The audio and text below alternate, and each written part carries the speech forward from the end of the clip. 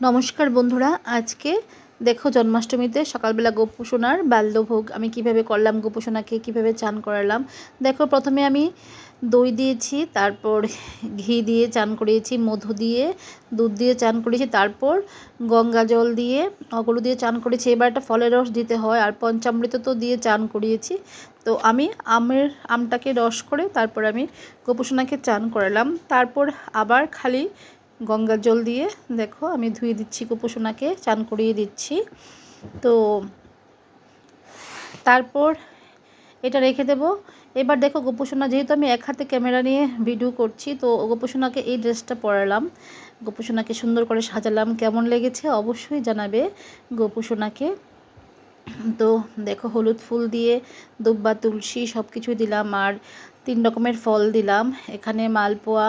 তো গোপুসোনার যা যা প্রিয় তাই দিলাম সকালবেলার ভোগে। তো এদিকে সবাইকে ফুল দেওয়া আমার শেষ। দেখো এখানে জগন্নাথকে আমি একটা নতুন পাগড়ি পরিয়েছি, এই পাগড়িটা হয়তো জগন্নাথের খুব প্রিয়। তো এখানে মিছরি বাটার দিয়েছি, মাখন দিয়েছি, একটা বেদানা দিয়েছি। তো এখানে ফল ফসারি যা যা আছে সব গোপুসোনাকে এখানে আমি ভোগ দিয়েছি গুরুদেবকে। সবার আগে আমি গুরুদেবের পূজা করে নিয়েছি, তারপর গণেশ পূজা, তারপর গোপুসোনাকে পুজো করিয়েছি। তো এবার দেখো আমি দুধ বসিয়ে দিয়েছি, পায়েস করব, এদিকে কড়াই বসিয়ে দিয়েছি, সুজি করব।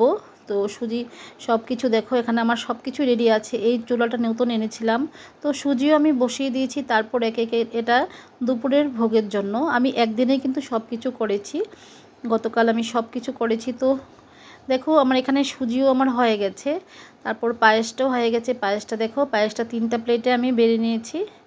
তো লুচি আমি দেখো মোটামুটি একটু দেখো আমার হয়ে গেছে লুচি। এবার লুচি বেলবো।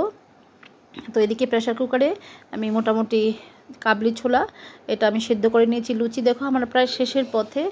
এদিকে আমি খিচুড়িও বসে দিয়েছি, সব কিছু আমার মোটামুটি শেষ। কাবলি ছোলা দিয়ে আমি একটা পনির দিয়ে করব। এদিকে ভাজার জন্য টুকটাক সব রেডি করে ফেলেছি, 5 রকমের ভাজা করব।